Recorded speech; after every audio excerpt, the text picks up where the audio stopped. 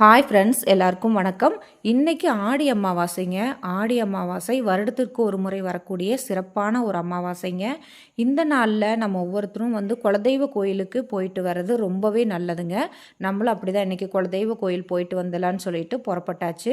எங்கள் குலதெய்வ கோயில் பார்த்திங்கன்னா 1.5 மணி நேரம் ட்ராவலுங்க. 45 கிலோமீட்டர் கோயம்புத்தூருக்குள்ளேயே தான் இருக்குது. 45 கிலோமீட்டர் ட்ராவல் பண்ணி போகணும்.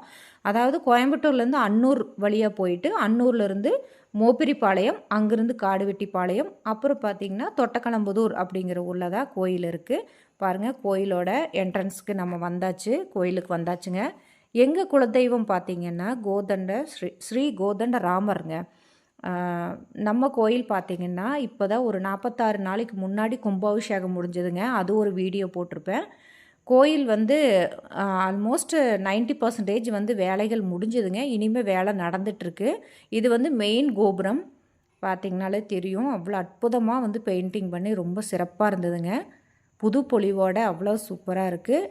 இந்த சன்னதி பார்த்திங்கன்னா முருகரோட சன்னதிங்க. நம்ம குலதெய்வ கோயிலுக்கு பக்கத்தில் வலது பக்கம் முருகரோட சன்னதி இருக்குது. இப்படி தாங்க என்ட்ரன்ஸ் உள்ளே வரணும். பாருங்கள், மண்டபங்கள் எல்லாமே புதுசாக பெயிண்டிங் பண்ணி இப்போ தான் கும்பாபிஷேகம் ஒரு மாதத்துக்கு முன்னாடி முடிஞ்சதுனால ரொம்ப பார்க்கவே மிக அற்புதமாக இருக்குங்க. முருகர் இந்த சன்னதியில் அருள் பாலிக்கிறாருங்க. ரொம்ப நல்லா பெயிண்ட் பண்ணியிருக்காங்க. அதே மாதிரி வலது பக்கம் விநாயகரோட சன்னதி இருக்குங்க. இந்த பக்கம் பார்த்திங்கன்னா ஒரு சாப்பிட்றதுக்கு ஒரு செட்டு மாதிரி போட்டிருக்காங்க. இந்த பக்கம் 2 சன்னதி பார்த்திங்கன்னா வீரன் மாயாத்தாள் 2 சாமிக்கு சன்னதி வச்சுருக்காங்க. இந்த பக்கம் எல்லாமே வேலைகள் பார்த்துட்ருக்காங்க.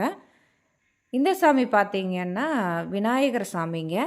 இடது பக்கம் விநாயகர் சாமியோட சன்னதி இருக்குது. இது பார்த்திங்கன்னா இந்த டென்ட்டு ஒர்க்கெல்லாம் அப்போ ஆகிட்டு இருந்ததுங்க. இன்னொரு 1 மாதத்துக்குள்ளே எல்லா வேலையும் முடிச்சிருவாங்க.